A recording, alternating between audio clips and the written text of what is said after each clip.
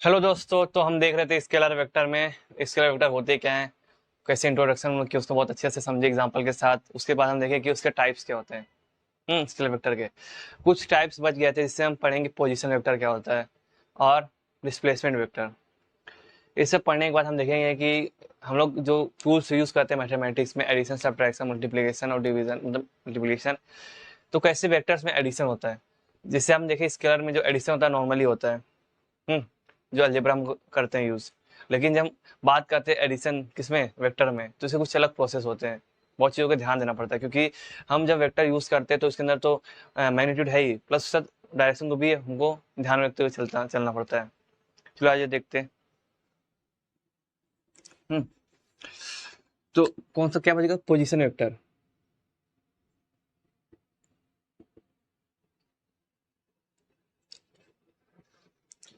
तो कभी भी हम किसी ऑब्जेक्ट का पोजीशन बताते हैं, तो पोजीशन किसी के रेफरेंस में बताया जाता है।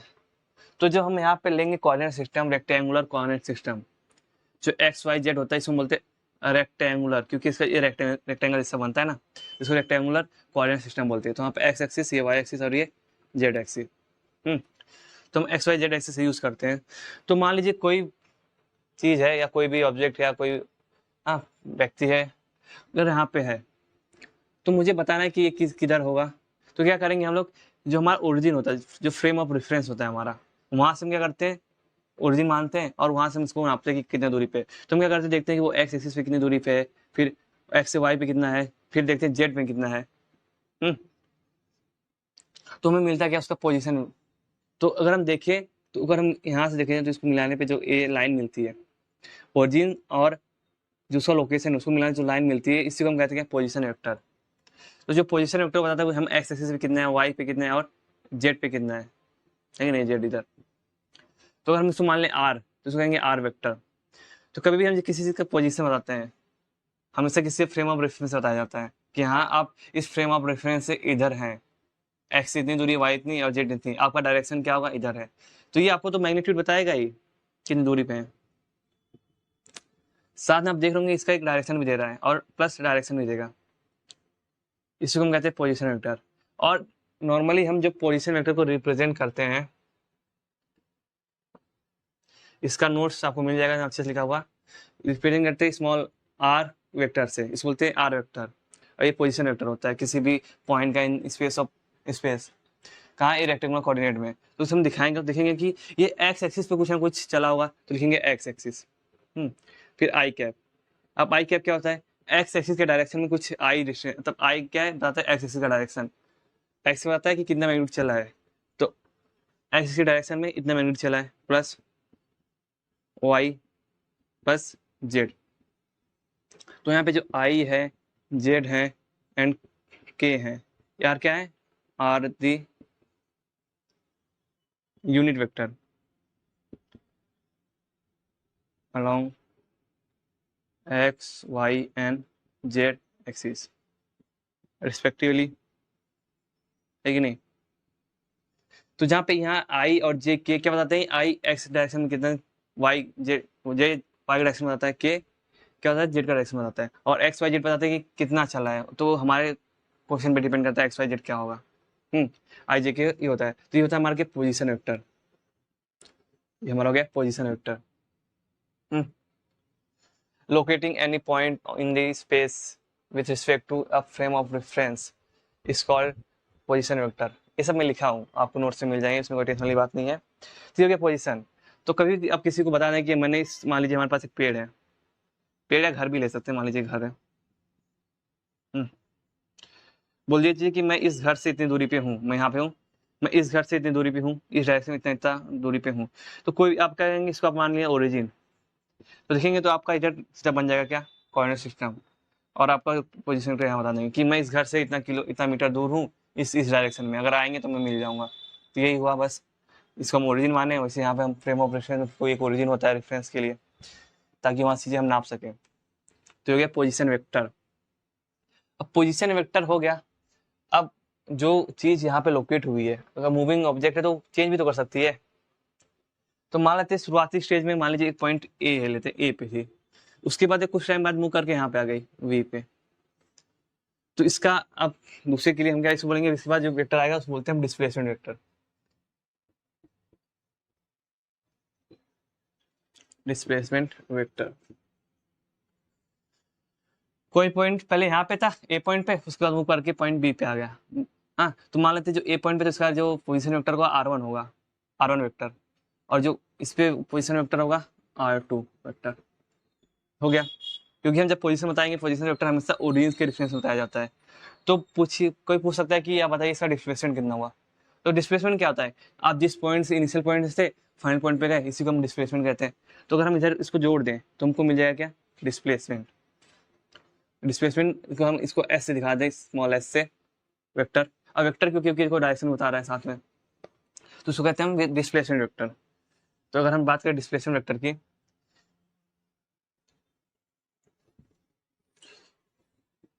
तो डिस्प्लेसमेंट वेक्टर को हम लोग रिप्रेजेंट किसे करते हैं, स्मॉल एस वेक्टर से। अब कभी भी देखो डिस्प्लेसमेंट करता है फाइनल जो पोजीशन होता है माइनस इनिशियल पोजीशन। तो फाइनली हमारा पॉइंट कहाँ पहुंचा है, मतलब जो भी मोशन ऑब्जेक्ट कर रहा है बी पे पहुंचा है और इनिशियली ए पे था, तो बी माइनस ए हुआ। मतलब ये अगर हम इसको लिखा जाए वेक्टर फॉर्म में 2 पॉइंट, तो ये कुछ इस तरीके लिखा जाएगा, ए से बी की ओर गया है, तो इसका जो position vector R2 minus R1 हो जाएगा। क्यों, फाइनल पोजीशन वेक्टर ये है, इनिशियल ये है, तो दोनों बीच का जो डिफरेंस होगा वो हमारा क्या होगा, डिस्प्लेसमेंट, है कि नहीं। अगर हम इसको मान लेते हैं ये वेक्टर है, अगर मान लेते हैं ए वेक्टर, ये भी ए वेक्टर, तो क्या था, इसको हम ऐसे लिखते हैं A B vector equal to इसका जो बी आता है पहले, ए बाद में, है कि नहीं। तो अगर हम इसको बी मान लें, इसको ए मान लेते हैं इस क्वेश्चन के हिसाब से, वैसे आप कोई भी मान लें, आप बस समझिए क्या होता है। हाँ, सिंबल से कुछ इतना फर्क नहीं पड़ता। तो ये हो गया पोजीशन वेक्टर के बाद डिस्प्लेसमेंट वेक्टर। अब इतने हम वेक्टर समझ चुके हैं, हमें पता चल गया वेक्टर क्या होता है, वेक्टर के टाइप्स क्या होता है, यूनिट वेक्टर क्या होता है, सब समझ गए हैं। अब आगे हम देखते हैं इसका रूल्स। जैसे हम नंबर जान जाते हैं, नंबर पर हम एडिशन यूज करना स्टार्ट करते हैं, एडिशन सब्ट्रैक्शन सीखा जाता है। तो हम देखते हैं कि हम जो वेक्टर्स का एडिशन कैसे करेंगे, कितने लॉज इसको यूज करके हम एडिशन करते हैं। आप सुने होंगे ट्रायंगल्स लॉ होता है, फिर पैरेललोग्राम लॉ होता है, उसके बाद पॉलीगॉन लॉ होते हैं वेक्टर एडिशन करने के लिए। तो अगर कोई क्वांटिटी है जो वेक्टर कहलाने के लिए, उसको ये लॉज भी फॉलो करने पड़ेंगे। आप जब पढ़ेंगे वेक्टर का डिफिनेशन, तो उसमें बोलता है कि कोई क्वांटिटी फिजिकल क्वांटिटी हो जिसके पास मैग्नीट्यूड हो प्लस डायरेक्शन हो। बट एक और चीज, डायरेक्शन के साथ एक कंडीशन फॉलो होनी चाहिए, क्या, एडिशन। कौन सा एडिशन, वेक्टर एडिशन रूल, तभी हम कहेंगे क्या वो वेक्टर क्वांटिटी है। तो देखिए इतना हो गया, इसके बाद चलते हैं आगे की ओर।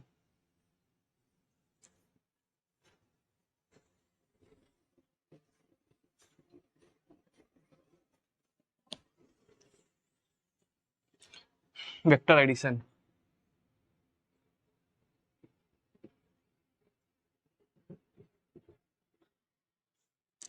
तो वेक्टर एडिशन आप देखिए, हम जब वेक्टर एडिशन की बात करते हैं तो सबसे पहले आता है कि वेक्टर कैसे दिखाया जाता है। तो वेक्टर दिखाया जाए तो कुछ वेक्टर इस तरीके से दिखाया जाता है, मान ली ऐसा जरूरी नहीं कि इसी पैरेलल ही हो, ऐसा टेढ़ा भी हो सकता है, लेकिन फॉर्म इस तरीके का दिखाया जाता है।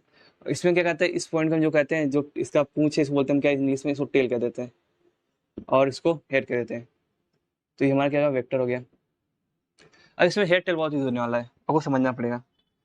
अब क्या होता है वेक्टर एडिशन लॉ में, हमारा जो पहला लॉ होता है उसको कहते हैं ट्रायंगल लॉ। अब ट्रायंगल होता क्या है, तो नाम से मालूम पड़ेगा ट्रायंगल मीन्स लास्ट में कुछ ना कुछ ट्रायंगल जैसा कुछ फॉर्म होने वाला है, या ट्रायंगल का कुछ यूज करेंगे। तो जब इस हम ट्रायंगल लॉ की बात करते हैं तो इसमें क्या होता है कि हमें कोई दो वेक्टर दिया हुआ, two vector of same type. अब सेम टाइप क्यों, सेम टाइप मीन्स कि उसका जो यूनिट हो भी सेम होना चाहिए।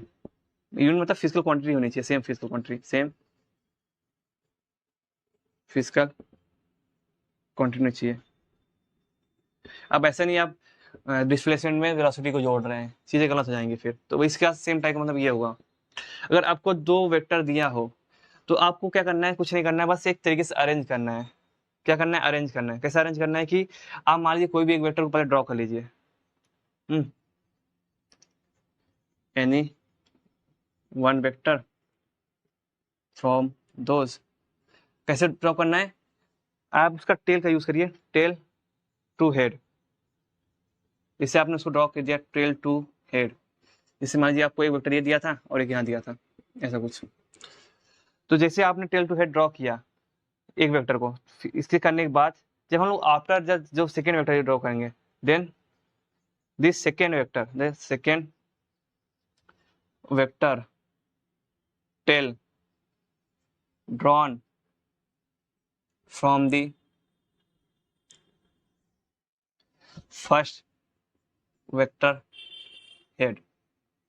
तो सेकेंड जो वेक्टर होगा, अगर मैं इसको उठा के ध्यान रखूँ, मतलब इसको पैरेलली शिफ्ट कर सकते हैं। कभी आपको मालूम है किसी भी वेक्टर को हम किसी प्लेन में पैरेलली शिफ्ट कर सकते हैं, उसमें कोई चेंजेस होगा नहीं। तो अगर हम इसको शिफ्ट करें यहाँ पे, तो देखिए हमारा दूसरा कंडीशन हो गया।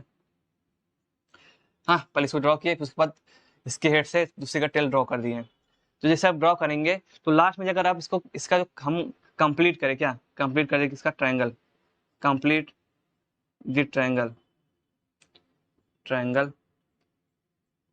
by drawing third side of triangle। अब क्या करना है, ट्रायंगल इसलिए क्योंकि लास्ट में जब आप दोनों ऐसे कर दिए इस तरीके से, उसके बाद थर्ड साइड ड्रॉ करना है। अब जो थर्ड साइड ड्रॉ करना है ट्रायंगल को कंप्लीट करने के लिए क्या करना है, आप क्या करें, लास्ट कंडीशन क्या है हमारा, कि जो थर्ड साइड ड्रॉ होगा उसका जो टेल होगा, tail drawn from the tail of first vector to head of second vector. हाँ, तो आप जब टेल यहाँ से ड्रॉ करेंगे सीधी बात है, लास्ट में जो बचेगा वो हेड ही जाएगा। तो आप लास्ट जो साइड ड्रॉ कर रहे हैं ट्रायंगल का वेक्टर के लिए, इसके टेल से, फर्स्ट वाले के टेल से ड्रॉ करना है। ये फर्स्ट हो गया, ये सेकेंड हमारा वेक्टर है, और जो उसका हेड आएगा यहाँ पे ड्रॉ कर देना है। तो आपको जो ये वेक्टर मिलेगा थर्ड साइड, ये जो थर्ड साइड आपको मिलेगी, हाँ, ये कहलाएगी आपका रिजल्टेंट, मतलब ये दोनों का एडिशन आएगा आपको। तो समझ में आया। तो कोई जब चीज़ें मैं लिखा हूँ, लिखने की जरूरत नहीं थी लेकिन मैं लिख दिया हूँ, ये चीज़ें आपको मैं अब नोट्स में प्रोवाइड कर दूंगा लिख के। तो और इतना समझ गया इस बात पूरा अच्छे से समझते अभी। तो मान लीजिए हमारे पास एक वेक्टर ये दिया है, एक वेक्टर ये दे दिया है। हाँ, तो मान लीजिए ये वेक्टर ए है, ये वेक्टर बी है। मैंने एक पॉइंट से दिखाया, दो पॉइंट से भी दिखा सकते हैं, कोई भी एक उठा लीजिए। चलिए मान लीजिए हम उसको उठा लिए, तो उसको एकदम पैरेलली शिफ्ट करते हुए ड्रॉ करिए, कहीं आप पेपर पे, कोई पेपर पे कर सकते हैं आप, एकदम सेम पैरेलल होना चाहिए। हाँ, उसके बाद क्या करें, जो दूसरा वेक्टर है, पहला वेक्टर ड्रॉ कर लिए, इधर टेल इधर हेड है, और दूसरा वेक्टर जब ड्रॉ करेंगे तो उसका जो टेल है पहले वाले के हेड पे आना चाहिए। इधर टेल पे पहले हेड पे आ गया, इसको पैरेलली ड्रॉ कर लीजिए। तो मान लीजिए कुछ ये बन गया, ये वेक्टर हो गया हमारा शिफ्ट करके। उसके बाद जो हमारा रिजल्टेंट थर्ड साइड जो होगा ट्रायंगल का कंप्लीट करना है इसको, इसका फर्स्ट वाले का टेल और लास्ट वाले का हेड जोड़ देना है। तो जो आपको वेक्टर मिलेगा ये रिजल्टेंट आर वेक्टर कहलाएगा। और आर क्या होगा, ये ए प्लस बी हो जाएगा, ए वेक्टर प्लस बी वेक्टर। इतना समझ रहे कि नहीं आप? इतना तो हो गया हमारा मैथमेटिकल भाषा ट्रायंगल लॉ का। अब हम इसको लॉजिकली समझते हैं। इसको हटाओ, इसको भी लॉजिकली अभी इसको समझा जाए।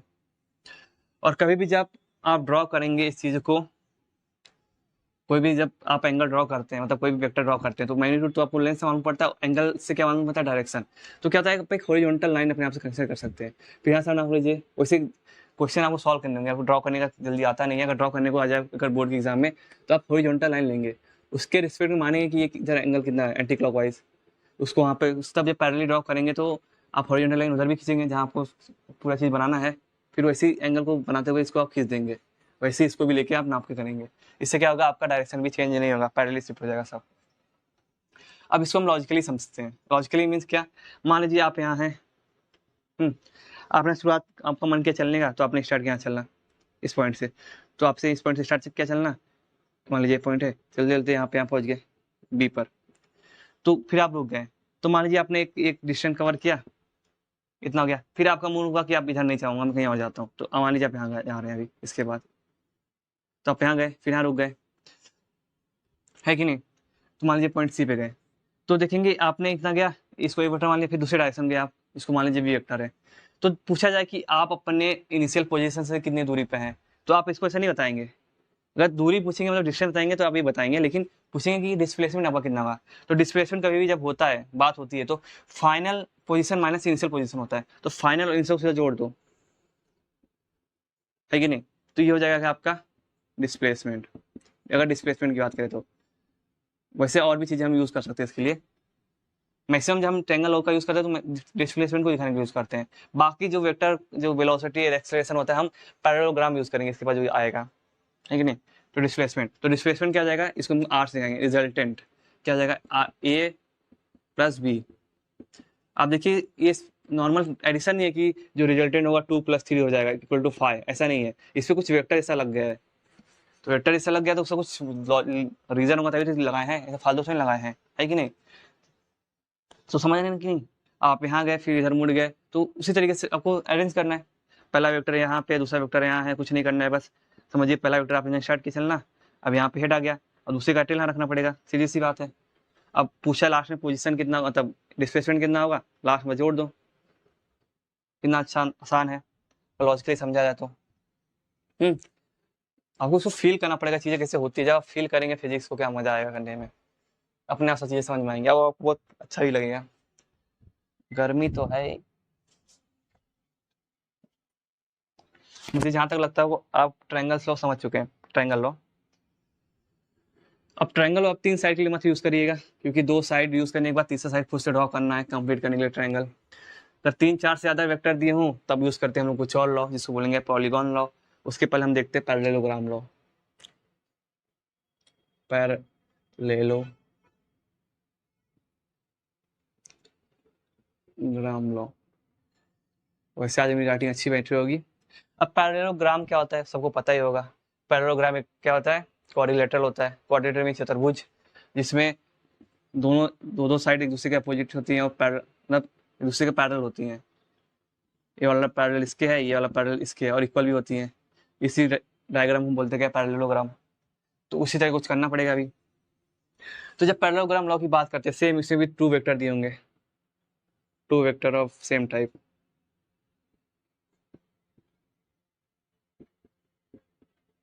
मीन्स उनकी जो डिस्प्लेसमेंट है तो डिस्प्लेसमेंट, वेलोसिटी है तो वेलोसिटी। लेकिन जब हम वहां बात कर रहे थे ट्रायंगल लॉ में, तो एक का हेड पहले टेल से स्टार्ट किया, फिर हेड गए, फिर दूसरे का टेल हेड पे रखते थे, फिर हेड तक जाते थे, फिर जब टेल इसका टेल से हेड से करते थे। इनमें बहुत झंझट था। लेकिन हम पैरेललोग्राम की बात करते हैं, इसमें कुछ करना नहीं होता है। आप क्या करें, मान लीजिए 2 वेक्टर, आपको 2 वेक्टर ही दिएंगे, उससे ज्यादा लगेगा भी नहीं, लग सकता है, लेकिन आप क्या करेंगे उसके लिए थोड़ा सा एडवांस फॉर्म में जाना पड़ेगा।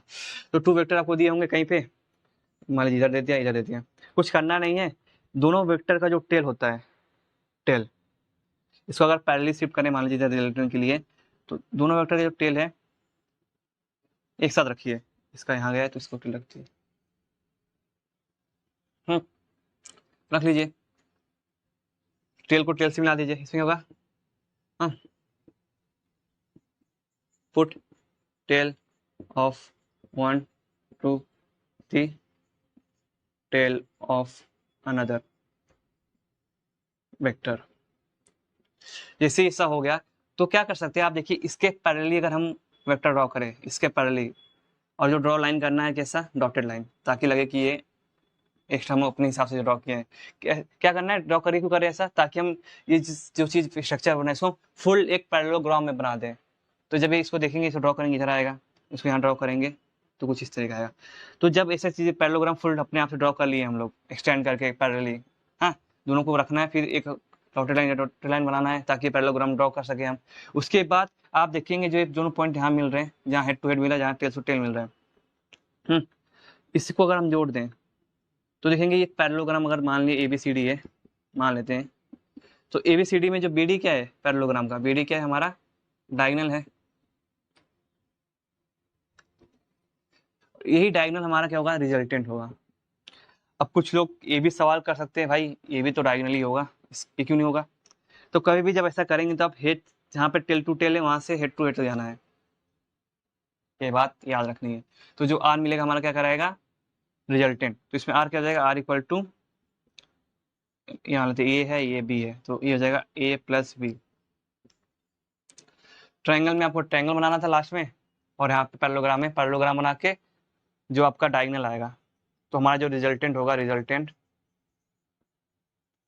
वो क्या होगा, डायगोनल और पैरेललोग्राम। पैरेललोग्राम को दिखने का तरीका ऐसा भी होता है, पैरेललोग्राम कहाँ से, टेल टू टेल से हेड टू हेड तक जो हमारे मिलेंगे इसको हम आर से दिखाएंगे, है कि नहीं। तो एक कुछ भी हो सकता है, मान लीजिए एक ऐसा दे दे, दूसरा भी ऐसा दे दे, तो क्या करें, बस इसको ऐसा ड्रॉ करिए, इसको ऐसा ड्रॉ करिए, दूसरे को भी इसके ऊपर रखिए, बस कंप्लीट करना है इसको। तो आप इसके ऐसा ड्रॉ करिए यहाँ पे, इसको ऐसा कंप्लीट करेंगे तो इसके पैरेलल मिलेगा, फिर दोनों को जोड़ दीजिए तो यहाँ पर रिजल्टेंट हो जाएगा। मान लीजिए ए था, ये बी था, तो यार आर हो जाएगा ए प्लस बी। आप इसको ऐसे भी लिख सकते हैं, इधर लाइन भी खींचेंगे तो भी वो वेक्टर ही कहलाएगा, है कि नहीं। तो ये हो गया हमारा पैरेललोग्राम लॉ, इसलिए इसको पैरेललोग्राम, क्योंकि लास्ट में पैरेललोग्राम कंप्लेन करना पड़ता है। ये तो समझ गए होंगे। इसके बाद कैसी चीज़ें यूज होती है, इसमें टेल टू टेल ज्वाइन करके पैरेललोग्राम पूरा करना है। उसमें ट्रायंगल में एक पैरेललोग्राम में हम ट्रायंगल में क्या करते हैं, टेल से हेड जाते हैं, फिर हेड पे टेल लाते हैं दूसरे का, फिर हेड तक, फिर पहले का टेल दूसरे का हेड मिला देते हैं, रिजल्टेंट मिल जाता है। हाँ, तो जब हम थोड़ा हम स्पेशल थोड़ा बताते हैं, जो ट्रायंगल यूज होता है मैक्सिमम हम डिस्प्लेसमेंट में यूज करते हैं, बहुत काम का हो जाता है डिस्प्लेसमेंट में। और पैरेललोग्राम का जब बात करते हैं, पैरेललोग्राम लॉ, इसका मैक्सिमम यूज होता है वेलोसिटी हो गया, मतलब डिस्प्लेसमेंट थोड़ी बाकी, वेलोसिटी, एक्सेलरेशन। और जब हम ट्रायंगल लॉ का ये सब का यूज करके डिस्प्लेसमेंट जो निकालते हैं, तो डिस्प्लेसमेंट क्या आता है, आपको मोशन नहीं बताता कि मोशन कैसे हुआ है, मोशन ऐसे ऐसे करके यहाँ जा तक सकता है, मतलब ऊपर नीचे, लेकिन डिस्प्लेसमेंट क्या आता है, बस ओवरऑल इफेक्ट बताता है कि आप यहाँ से यहाँ क्या गए। मोशन कुछ भी हो सकता है, ठीक है। तो डिस्प्लेसमेंट आपको ओवरऑल इफेक्ट दिखाता है, ना कि एक्चुअल मोशन क्या होती है। तो हो गया। अब इसके बाद चलते हैं पॉलीगन लॉ।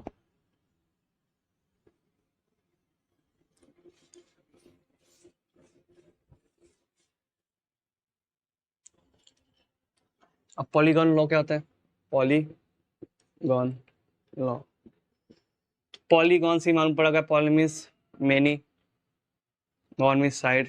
अब साइड मीन्स जो मेनी साइड वाला कोई भी क्लोज स्ट्रक्चर होता है उसको पॉलीगन कहते हैं। तो यहाँ पे हमारे पास होंगे मोर, टू और मोर क्या होंगे, हमारे पास वेक्टर्स होंगे, वेक्टर्स ऑफ सेम टाइप, मतलब सेम फिजिकल क्वांटिटी होगी। और ये जो पॉलीगन लॉ होता है, ये स्टैंडर्ड फॉर्म है किसका, ट्रायंगल लॉ का, standard form of triangle law. क्यों, क्योंकि पॉलीगन जब बनाते हैं तो उसमें ढेर सारे साइड होते हैं, जब ट्रायंगल बनाते हैं लॉ तो उसमें दो ही साइड होते हैं, दो मतलब दो वेक्टर यूज होते हैं। जब टू और मोर वेक्टर दिया हो तो हम पॉलीगन यूज करके उसमें रिजल्ट निकाल सकते हैं। एग्जाम्पल के तौर पे सेम वही रूल फॉलो करना है, पहले का टेल हेड से, फिर दूसरे का जो टेल है इसके हेड से, फिर मान लीजिए तीसरा होगा तो उसको भी इसके हेड्स के वो टेल में डालना है, फिर यहाँ से ऐसे करना है। तो लास्ट में मान लीजिए रिजल्टेंट मिल जाए तो ये रिजल्टेंट हो गया, और हमारा ए है, मान लेते बी हो गया, ए सी हो गया, है कि नहीं। तो आर क्या हो जाएगा, यहाँ पे आर हो जाएगा ए प्लस बी प्लस सी, है कि नहीं। आप जब इसे क्वेश्चन करें ना डिस्प्लेसमेंट वाला, अपने आप को कंसीडर करिए। तो अब एक बार यहाँ गए, सीधा गए, फिर यहाँ टर्न ले लिए, तो देखेंगे आप जहाँ स्टार्ट करेंगे वो टेल, फिर जहाँ खत्म किए हेड, फिर वापस जहाँ स्टार्ट किए टेल, जहाँ स्टार्ट किए एंड किए हेड, फिर वापस जितना भी घूम फिर के जाएं, लास्ट में जो रिजल्टेंट मिलेगा आप इनिशियल पोजीशन और जहाँ लास्ट में पहुंचे उसको जोड़ दीजिए। तो जब इनिशियल पोजीशन से स्टार्ट करेंगे टेल, और जहाँ पहुंचेंगे वो हेड आपका रहेगा, वो आपको रिजल्टेंट देगा, रिजल्टेंट डिस्प्लेसमेंट। हाँ, तो मान लेते हैं एग्जाम्पल के तौर पर देख लेते हैं, एक ऐसा है वेक्टर, एक ऐसा वेक्टर दे दिया है, एक वेक्टर ऐसा दे दिया है, एक वेक्टर ऐसा दे दिया है। हाँ, मानते हैं कि ए वेक्टर है, B vector, C vector, D vector. तो बताइए इसका रिजल्टेंट क्या होगा। तो कुछ करना नहीं है, एक एक अरेंज करना स्टार्ट कर दीजिए। तो हटाओ इसको थोड़ा सा पहले, तो कोई भी उठा के आप कर सकते हैं। चलो हम सीरियल वाइज उठा लेते हैं, ए उठाते हैं पहले। तो ए का वेक्टर ऐसा ड्रॉ होगा, बी क्या है, बी थोड़ा सा इस साइड में आएगा, तो ए हो गया हमारा, उसके बाद बी इस साइड आएगा, सी क्या आएगा, सी इस साइड आएगा, उसे क्रॉस कर दिया, डी किस साइड आएगा, डी इस साइड जाएगा। तो अगर मैं इसको लास्ट में जोड़ दूं बस, तो ये हो गया, ये हो गया बी, ये हो गया सी, ये हो गया डी। तो हमारा जो आर हो जाएगा बस कुछ नहीं, a plus b plus c plus d. आप इसका टेंशन मत लीजिए कि ये अपोजिट आ रहा है। हाँ, ये कुछ इस तरह से लिखे होंगे ना, अगर ये अपोजिट ऐसे होंगे तो बीच माइनस होगा, तो आपको पूरा ऐसे ही लिखना है। ये अपने आप लिखा होगा बीच में माइनस कुछ ए के फॉर्म में, ठीक है। तो आपको रूल फॉलो करके चलना है, आराम से चीज़ें हो जाएंगी, आप सॉल्व कर लेंगे। ये हो गया हमारा पॉलीगॉन लॉ। पॉलीगॉन में लॉ क्या होता है भाई, आप सभी वेक्टर का यूज़ करते हुए एक बड़ा सा लास्ट में पॉलीगॉन क्रिएट करेंगे। जो लास्ट का पॉलीगॉन का साइड होगा वो हमारा रिजल्टेंट होगा। जो पहले वाले वेक्टर के इनिशियल टेल से स्टार्ट होता है, लास्ट वाले वेक्टर के हेड तक जाता है। तो इसका भी यूज करके मैक्सिमम लोग डिस्प्लेसमेंट दिखाते हैं। क्या दिखाते हैं? डिस्प्लेसमेंट करने के लिए, क्योंकि ये भी तो वही है। तो कभी भी डिस्प्लेसमेंट का सवाल आए तो ट्रायंगल लॉ यूज करिए। अगर दो से ज़्यादा वेक्टर दिए हैं तो पॉलीगॉन लॉ यूज करिए। अगर हमारे पास आ गया वेलोसिटी आ जाए, एक्सलेशन आ जाए, फोर्स आ जाए, हाँ, ये सब जब चीज़ें आएंगी तो क्या यूज़ करना है हमको? तब हमको यूज़ करना पैरेललोग्राम, क्योंकि वो ज़्यादा सुटेबल होता है। आप जब सम करेंगे तो आपको धीरे धीरे खुद ही महसूस होगा।